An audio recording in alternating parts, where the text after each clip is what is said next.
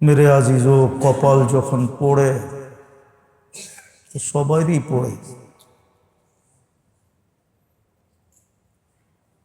শীত যেরকম আসলে সবার গায়ে অনুভব হয়, চাই ওই দেশের রাজা হোক আর বাদশাহ হোক, আর উচ্চ থেকে উচ্চ লেভেলের হোক আর নিম্ন থেকে নিম্ন লেভেলেরই হোক, শীতের মৌসুম আসলে সবার গায়ে শীত অনুভব হয়। ঠিক গরম আসলেও সবার গায়ে গরম অনুভব হয়।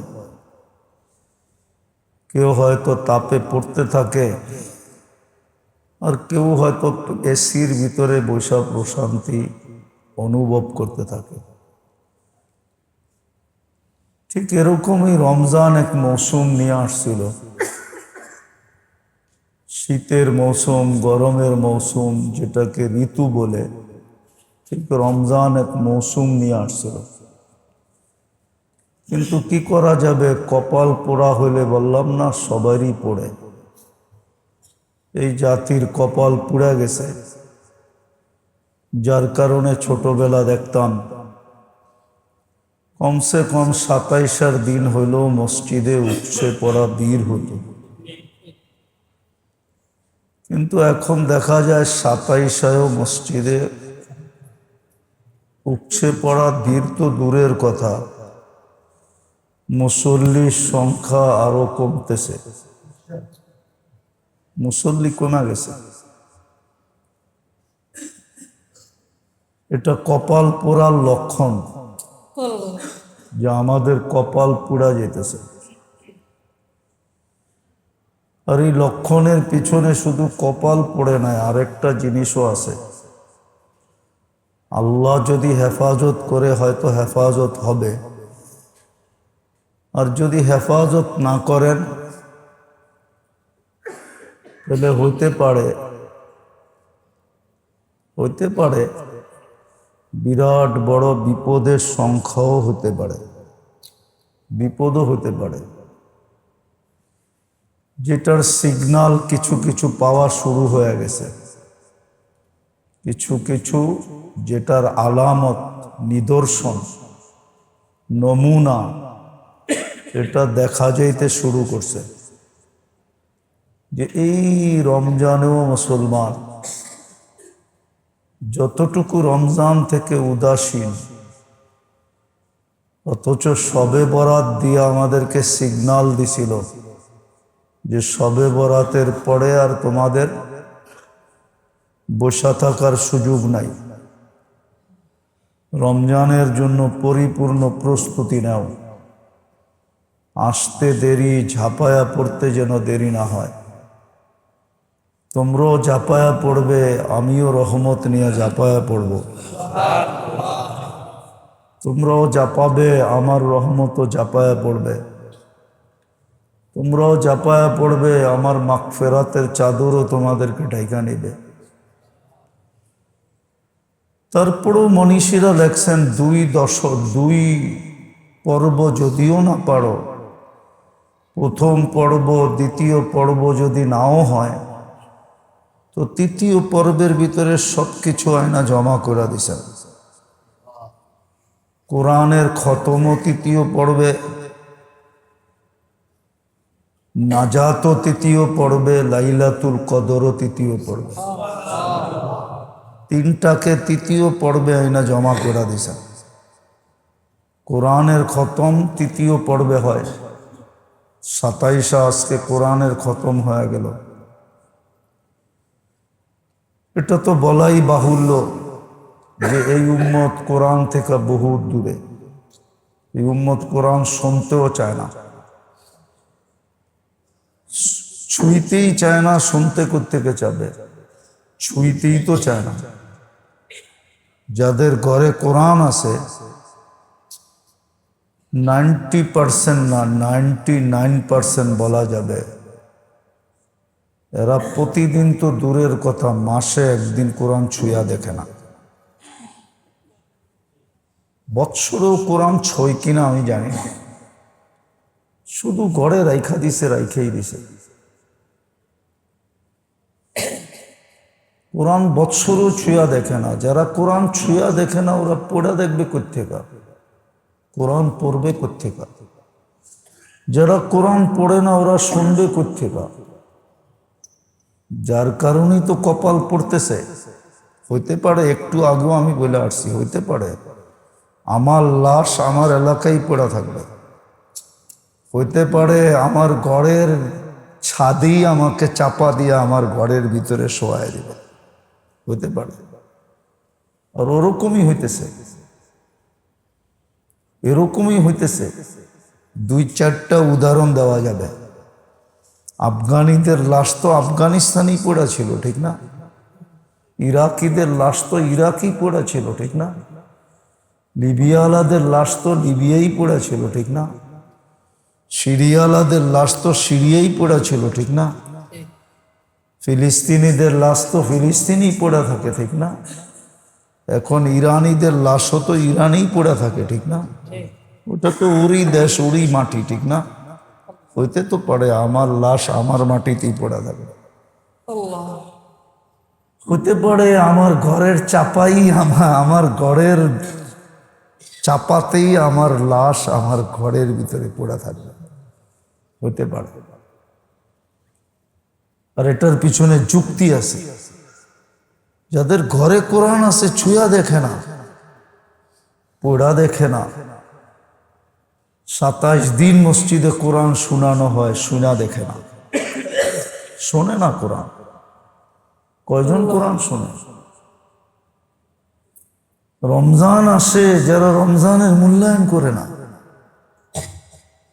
মুখ দিয়া যদিও না বলে তো বাসা দিয়া যদিও না বলে ব্যবহার দিয়া বুঝাইতে চাইতেছে আপনার রহমতেরও আমাদের দরকার নাই, মাগফিরাতেরও আমাদের দরকার নাই, আপনার নাজাতেরও আমাদের দরকার নাই, আপনার লাইলাতুল কদরেরও আমাদের দরকার নেই। হ্যাঁ, বলবেন আমরা তো 2-4 জন মসজিদে থাকি, থাকলে কি হবে? হ্যাঁ, সমাজ তো একজনকে দেওয়া হয় না, গ্রাম তো একবারই দেওয়া হয় না, ইউনিয়ন তো একটা গ্রাম দেওয়া হয় না, থানা তো একটা ইউনিয়ন দেওয়া হয় না, জেলা তো এক থানা দিয়ে কোনোদিন গঠিত হয় না। 2-4-5টা থানা হলে একটা জেলা গঠিত হয়। তো মুসলিম উম্মাও তো একজন নিয়ে না, এই কয়জন নিয়ে না যে এই কয়জন মসজিদে আছে, বাকি 99% বাহিরে পড়ে আছে। এরা মসজিদের দ্বারেই দাঁড়ে না। এই জন্য মেরে দোস্ত কথা লম্বা করতে চাইতেছি না, লম্বা করি কি হবে? মিডিয়ায় কথা গেলেই কয়জন মানে, শুনে মানে না। এই জন্য বলা যায় অশনি সংকেত এটা। আমাদের শনি গণায়া আসতেছে, আর এটাও হাদিসে ইঙ্গিত আছে। যখন তোমরা এরকম উদাসীন হবে তখন তোমাদেরকে সাইজ করার জন্য আগেও বলছি 2টা ব্যবস্থা আল্লাহ করে রাখছেন। একটা অহেতুক তোমাদের হত্যা হবে, নির্বিচারে তোমাদের হত্যা হবে। দ্বিতীয়, ভূমিকম্প খুব ঘন ঘন আসবে। যেমন প্রথম পর্বে 10 দিনে 9 বার বাংলাদেশে ভূমিকম্প হয়েছে। রহমতের 10 দিনে 9 বার ভূমিকম্প। এগুলো সব সংকেত। বুঝলে বা ভালো, না বুঝলে আমাকেই ভোগ করতে হবে। আল্লাহ আমাদেরকে বুঝার তৌফিক দেখ। এটাও বলা আছে, আমি কালকেও বলছি, এখনো বলতেছি 2টা জিনিস চাঁদ না ওঠা পর্যন্ত লিখবে না। আর যদি লেখা ফেললো তাহলে আর কোনো দিন এই 2টা জিনিস মুছবে না। প্রতিদিন তো রহমতের ব্যাপারে লেখা হইতেছিল, কিছু না কিছু মানুষের গায়ে রহমতের ছোঁয়া লাগতেছিল।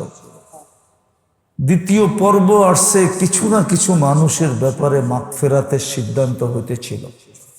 এখন নাজাত চলতেছে, কিছু না কিছু মানুষ নাজাত প্রাপ্ত হইতেছে। কিন্তু চাঁদ উঠা পর্যন্ত দুই জিনিসের অপেক্ষায় আল্লাহ থাকবেন। এটা লিখবেন না, কিন্তু চাঁদ উঠার সাথে সাথে লেখা ফেলবেন। সেটা হলো চির হতবাগা, চির ধ্বংসপ্রাপ্ত আর চির বঞ্চিত। আল্লাহ রসুলের মঙ্গল থেকে চিরদিনের জন্য বঞ্চিত। তারপরে রমজান যদিও পাই, শুধু টিট মার্ক দেওয়া হবে, টিট মার্ক, মার্ক দিয়ে দেওয়া হবে যে এটা চির বঞ্চিত, এটা চির হতভাগা। এই জন্য বড় খেয়াল করি, কাজে দিবে। সুযোগ এখনো আছে, চাঁদ উঠা পর্যন্ত আল্লাহ অপেক্ষা করবে যে ফিরে কিনা। ফিরলে কি হবে এটাও বলে দিছে, ইত্তাবু ফানা হাবিবুহুম। তওবা করলে, তওবা কইরা ফিরা তাকাইতে দেরি, আমাকে বন্ধুরূপে দাঁড়ায়া থাকতে দেরি পড়বে। তওবা কইরা ফিরবে, দেখবে আমি বন্ধুরূপে দাঁড়ায় আছি। যেমন বলে না, তুমি ফিরা এসা দেখবে আমি দরজায় তোমার অপেক্ষা করতেছি। এরকমই আল্লাহ বলে, ফিরবে, তওবা করবে, আমাকে বন্ধুরূপে পাবে। আর যদি তওবা না করলাম, কিন্তু চার সম্প্রদায়ের তওবা কবুল হবে না। যারা মাদকে অভ্যস্ত, এই জন্যই বিজাতি বেছা নিছে, মুসলিম সমাজকে মাদক দিয়া ডুবাইয়া দিতেছে। অধিকাংশ যুবকই মাদকে আসক্ত। এখন মাদকে যারা অভ্যস্ত, এদের মাফ হবে না। মা বাবার সাথে যারা খারাপ ব্যবহার করে, এদের মাফ হবে না। সোজা কথা, মা বাবার সাথে যাদের ব্যবহার খারাপ, যারা জোরে জোরে গরম হয়ে কথা বলে, চোখ বড় বড় কথা বলে, মা বাবাকে যারা ইজ্জত করে না, মা বাবাকে যারা ভক্তি শ্রদ্ধা করে না, এদের মাফ হবে না। তৃতীয়, আত্মীয়তা সম্পর্ক যাদের ছিন্ন, ওটারও পরিধি দেখাইছিলাম, মায়ের দিকে বাপের দিকে, ওটারও পরিধি দেখাইছিলাম। মায়ের দিকে হলো মামু খালা, বাপের দিকে হলো চাচা ফুফু, আর নিজের দিকে হলো ভাই বোন ভাগনা ভাগ্নি। এদের সাথে যাদের সম্পর্ক ছিন্ন, এদের মাফ হবে না। চতুর্থ হলো যাদের দিল পরিষ্কার না, যারা মুসলমানের ব্যাপারে দিল পরিষ্কার না, মুসলমানের জন্য যারা বিদ্বেষ রাখে, হিংসা বিদ্বেষ রাখে, যাদের দিল পরিষ্কার না, ওদের মাফ হবে না। আজকেও লাইলাতুল কদর হতে পারে, 27 তারিখের রাত্র। প্রতি বৎসর এটা ঘটতে থাকে, কিন্তু বেজর রাত্রে হবে, এটাই সত্য। আজকের রাত্রের পরেও আরেকটা রাত্র রয়ে গেছে। আর চাঁদ উঠা পর্যন্ত সুযোগ আমাদের পাশে ঘটতে থাকবে। সুযোগ আমাদের পাশে। বলে না, ও কথা বললেই তো আমি বলি। আছে বাংলায় এরম প্রবাদ বাক্য আছে, জানেন? আছে যে, মনে হয় বোঝেন না। বুঝেন? ও কথা বললেই তো আমি বলি। দুইজনে রাগ হয়ে গেছে, তো কি বলে, ও কথা বললেই তো আমি বলবো। ওই তো বলে না, আমি কেমনে বলবো? সুযোগ আমাদের পাশে ঘটতেছে, চাঁদ উঠা পর্যন্ত ঘুরবে। যদি আমি তওবা করতে পারি মনের থেকে, তওবার মতো তওবা হয়। এই উম্মতকে অ্যান্টিবায়োটিক দিছিলেন আল্লাহ, তওবার মতো অ্যান্টিবায়োটিক, তওবার মতো ওয়াশিং মেশিন, তওবার মতো কেমিক্যাল।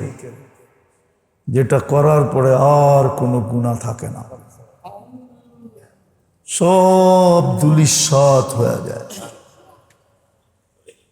তা আমার সুযোগ আমার চতুর্দিকে চাঁদ উঠা পর্যন্ত ঘুরতে থাকবে আর আমার দিকে তাকাইতে থাকবে যে আমি সুযোগ কাজে লাগাই কিনা।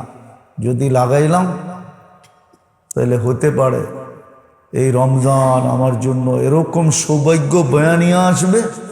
হাদিসে আছে আগামী রমজানের চাঁদ উঠার 1 সেকেন্ড আগেও যদি মারা যায় তো সিধা জান্নাত। এটা হাদিসের শব্দ। মারা যায় তো জান্নাতে যাবে, এই সুযোগ আমার জন্য হবে, আর নাইলে হবে না। আল্লাহ আমাদেরকে বুঝার তৌফিক দান করেন। লাকাল হামদ কামা ইয়ানবাগি লিজালালি ওয়াজহিক ওয়া আযীমি সুলতান। ইয়া হান্নান ইয়া মান্নান ইয়া জাওয়াদ ইয়া কারীম ইয়া আল্লাহ। মওলা খতমে কোরআনের পরে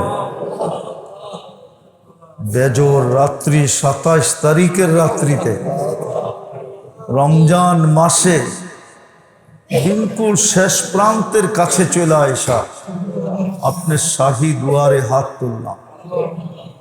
সর্বপ্রথম তো আমরা মাপ চাবো আপনার কাছে। আস্তাগফিরুল্লাহ আল্লাযী লা ইলাহা ইল্লা হুয়াল হাইয়ুল কাইয়্যুম ওয়া আতুবু ইলাইহি। আল্লাহ আমরা মাপ চাই, আল্লাহ আমরা মাপ চাই। যদিও আমরা যোগ্য না, যদিও আমাদের হাত উঠানের মতোই যোগ্য না, কিন্তু আপনার রহমত থেকে বঞ্চিত হওয়া তো নিষেধ। আর এটাও তো সত্য, মাগফিরাতুকা আওসাউ মিন যুনুবিনা। আপনার মাগফিরাত আমাদের গুনার চেয়ে অনেক অনেক অনেক অনেক অনেক বড় এবং প্রশস্ত। আপনার মাগফিরাতের চাদর অনেক বড়, দুনিয়ার কাছে মাফার ফিতা নাই। দুনিয়া মাইপা বলতে পারবে না কত লম্বা কত পাশ। এই জন্যই হাত তুললাম মালিক, বেশি কিছু চাবো না, আপনি আমাদেরকে মাফ করা দেন, আমাদেরকে মাফ করা দেন। খতমে কোরআনের উসিলায় মাফ করা দেন, বেজোর রাত্রের উসিলায় মাফ করা দেন, রমজানের উসিলায় মাফ করা দেন, নাজাতের পর্বের উসিলায় মাফ করা দেন। আমাদেরকে জাহান্নাম থেকে মুক্তি দিয়া দেন। আল্লাহ যারা আমাদেরকে কোরআন শুনাইলো, আল্লাহ তাদেরকে আপনি আপনার শান মোতাবেক কোরআন এদেরকে জাযায়ে খায়ের নসিব করেন। সর্বগাটিতে কোরআন এদের সঙ্গী বানায় দেন, ডাইনে বানায় দেন, বামে বানায় দেন, সামনে বানায় দেন, পিছে বানায় দেন, উপরে বানায় দেন, নিচে বানায় দেন। কোরআনকে এদের সঙ্গী বানায় দেন। কোরআনের ছত্র ছায়ায় যেন এরা জান্নাত পর্যন্ত পৌঁছতে পারে। ওই পুরস্কার যা ঘোষণা আছে আল্লাহ হাফেজদেরকে আপনি নসিব করেন। যদি ভুল ত্রুটি হয়ে থাকে, আর হওয়াটাই স্বাভাবিক, আল্লাহ মেহেরবানি করে মাফ করা দেন। সিনায় যখন কোরআন রাখছেন, কখনো কোরআনকে সিনার থেকে ভুলায়া দিয়েন না, কখনো কোরআনকে সিনার থেকে মুছা দিয়েন না, কখনো কোরআনকে সিনার থেকে সরায়া দিয়েন। আল্লাহ আল্লাহ কোরআনকে আপনি আমাদের পক্ষে দিয়া দেন। আমরা যারা শুনছি আমাদেরও পক্ষে দিয়া দেন। যারা শুনতে পারে না মালিক, ওদেরকে আগামীতে কোরআন শোনার তৌফিক দিয়া দেন, কোরআন ছোঁয়ার তৌফিক দিয়া দেন, কোরআন চোখে লাগানোর তৌফিক দিয়া দেন, কোরআন বুকে লাগানোর তৌফিক দিয়া দেন, কোরআনকে চুমা দেওয়ার তৌফিক দিয়া দেন, কোরআনকে মোহাব্বত করার তৌফিক দিয়া দেন। আয় আল্লাহ, আয় আল্লাহ আমাদের ইতিকাফকে কবুল করেন, ইতিকাফকে কবুল করেন। আল্লাহ অনেকে বাড়িতে কোরআন খতম করছে, আল্লাহ সবার খতম গুলাকে আপনি কবুল করেন। যার জন্য করছেন তার জন্য কবুল করেন। যেখানে পৌঁছাইতে চাইতেছেন ওইখানে আপনি কুদরত দ্বারা পৌঁছায় দেন। মার জন্য পড়া থাকলে মার কাছে, বাবার জন্য পড়া থাকলে বাবার কাছে, আত্মীয় স্বজনের জন্য পড়া থাকলে আত্মীয় স্বজনের কাছে, পাড়া প্রতিবেশীর জন্য পড়া থাকলে পাড়া প্রতিবেশীর কাছে, পুরো উম্মতের জন্য যদি পড়া থাকে তো কবরস্থ উম্মতের কাছে পৌঁছায় দেন। কোরআনের চাদর দিয়ে এদেরকে পার করা দেন। কোরআনের চাদরে লেপটায়া এদেরকে পার করা দেন। কোরআনের চাদরে পেঁচায়া এদেরকে পার করা দেন। আয় আল্লাহ, অসুস্থদেরকে শেফায়ে কামেলা আজেলা দায়েমা মুস্তামেররা নসিব। যা চাইতে পারলাম তাও দেন, যা চাইতে পারলাম না তাও। মুর্দে গানদেরকে মাফ করা দেন। বিশেষ করে আমাদের আপন জনকে মাফ করা দেন। বিশেষ করে মা বাবাকে মাফ করা দেন, ভাই বোনকে মাফ করা দেন। কারো যদি বয়স্ক সন্তান চলে যায় থাকে তাদেরকেও মাফ করা দেন। আল্লাহ মাফ করা দেন। দুদকের দরজা আর কোনোদিন এই উম্মতের উপরে খুলেন না। জান্নাতের দরজা আর কোনোদিন বন্ধ করেন না। হায় আল্লাহ, আমরা কপাল পোড়া সত্য, কিন্তু উম্মত তো আপনিই বানাইছেন। আমরা কপাল পোড়া সত্য, কিন্তু মুসলমানের ঘরে জন্ম তো আপনিই দিছেন। কিন্তু ফালাবেন তো ফালাবেন কোথায়? যদিও আপনি আমাদেরকে বাধ্য করবেন না, কিন্তু মালিক একটু কুদরত দিয়ে আমাদেরকে ফিরায় দেন। কুদরত দিয়ে আমাদেরকে ফিরায় দেন। কুদরত দিয়ে আমাদেরকে ফিরায় দেন। নাইলে ওই শাস্তি তো ভোগই করতে হবে যা হাদিসে লেখা আছে। আর মুসলমান ভোগ করতে শুরু করছে, এটাই তো সচক্ষে দেখতেছি। নাইলে এক এক দেশে লক্ষ লক্ষ মানুষ কেন মারা যাবে? আয় আল্লাহ, আয় আল্লাহ, আপনি আমাদেরকে ফিরায় দেন, কুদরত দিয়ে ফিরায় দেন। আয় আল্লাহ, আজকে রাত্রে যদি লাইলাতুল কদর হয়ে থাকে তাহলে আমাদেরকে বঞ্চিত করেন না। কাউকে না কাউকে তো দিবেনই অবশ্যই, আমাদেরকে বঞ্চিত করেন না। আর যদি চলেও যায় থাকে, এখনো তো সুযোগ আছে মালিক। চাঁদ রাত পর্যন্ত সুযোগ আছে, লাইলাতুল জায়েজা পর্যন্ত সুযোগ আছে। আমাদের এই ছোট কপালটায় লেখা দেন না, লাইলাতুল কদর লেখা দেন না, আমাদেরকে বঞ্চিত করেন না। আয় আল্লাহ, আপনি আমাদের দোয়াকে কবুল করেন। অনেকে দোয়া চাইছে, অনেকে চাইতে চাইছে পারে নাই, কিন্তু সমগ্র মুসলমানই তো আমাদের উপরে হক রাখে। সমগ্র মুসলমানই তো আমাদের উপরে হক রাখে। শুধু ইনসান হক রাখে না, জিন্নাতরাও আমাদের উপরে হক রাখে। আল্লাহ, সবাইকে আপনি মাফ করা দেন। জিন ও ইনসানকে মাফ করা দেন। আপনার হাবিবের উম্মতকে মাফ করা দেন। যা চাইলাম তাও দেন, যা চাইতে পারলাম না তাও দেন। বিশেষভাবে আমরা যাদেরকে মোহাব্বত করি, আমাদেরকে যারা মোহাব্বত করে, আমাদের সাথে যাদের সম্পর্ক, আমরা যাদের সাথে সম্পর্ক রাখি, আয় আল্লাহ, এদেরকে আপনি মেহেরবানির চাদর দিয়ে ঢাকা দেন। আপনি আপনার শান মোতাবেক ঢাকা দেন। আপনি আপনার শান মোতাবেক ঢাকা দেন। শান মোতাবেক ঢাকা দেন, যাতে কাল কিয়ামতে আমরাও লজ্জিত না হই, এরাও যেন লজ্জিত না হয় যে মহাব্বত তো রাখতাম কিন্তু কোনো কাজে তো দিল না। আমরাও যেন বলতে না পারি যে মহাব্বত তো রাখলাম, কোনো কাজে তো দিল না। এমন যেন কালকে না হয় মালিক, এমন যেন কালকে না হয়। ওসল্লাল্লাহু তাআলা আলা খায়রি খালকি মুহাম্মাদিন ওয়া আলিহি ওয়া আসহাবিহি আজমাইন বিরহমাতিকা ইয়া আরহামার রাহিমিন।